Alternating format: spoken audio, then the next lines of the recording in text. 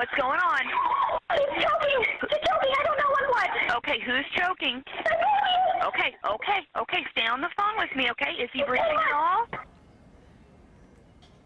You know, every day, calls just like that one come into 911. The face connected to that calm voice on the other line is rarely seen. This week, though, is dedicated to honoring 911 dispatchers. Emily Kinzer had a chance to spend some time with those dispatchers, the folks who work in Hendricks County at the Communications Center. They gave you a behind-the-scenes look and listen. Yeah, absolutely. It's really neat to see how things work because they're the first responders of the first responders. They're a huge part of public service that we rarely hear about or see about, but let me take you inside.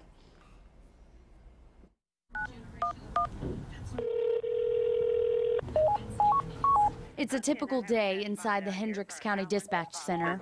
Hendricks County 911, what is the location of your emergency? 32/35, copy for a domestic disturbance.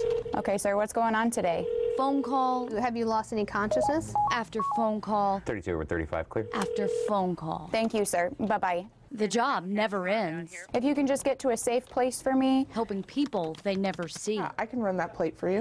It takes a lot of patience. You have to have a certain mindset to do this job. When you answer calls, people are at their worst. It's a year-and-a-half process to become a 911 dispatcher.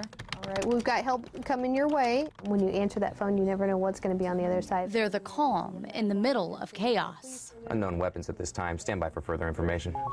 They're a voice of help during an emergency. I've always had a passion for helping people. My job is to supervise and update the locations of all of our police officers based on what runs they're taking at the time. It feels meaningful. The County Dispatch Center takes about 200,000 911 calls every year. It's hectic at times and quiet at times. When you dial 911, then it all starts right here. You can either go to the BMV or you can go to their website.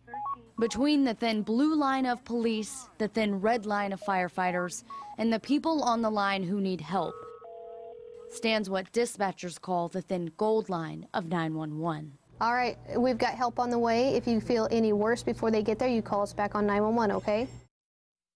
Now, with being a dispatcher, you have to be able to multitask because you're taking calls, you're asking questions, you're listening to what else is coming in the room. Now, throughout the training, like I mentioned in the video, it's 18-month training. They do CPR training, birthing techniques, just like we heard at the very beginning. That call ended in the baby being able to breathe because at one point the mom said, the baby's not breathing, he wasn't moving. At the end, it was all resolved. You know, 911 hangs up, ready for the next call.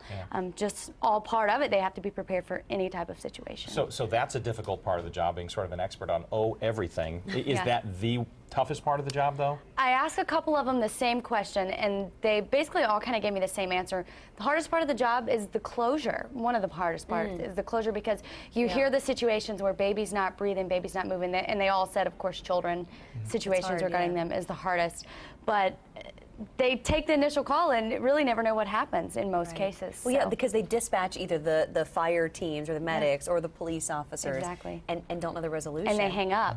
And the next call comes in, and they move right along. But they did say in certain cases, if it's a really bad call, a really serious situation, they'll talk to each other. They kind of serve as a family. It's a 12-hour shift, so they're sitting next to each other for a long period of time, or maybe they'll go take a walk and find a way to decompress. So remarkable lives, remarkable work, and thanks for the behind-the-scenes look at it. All right, it's 9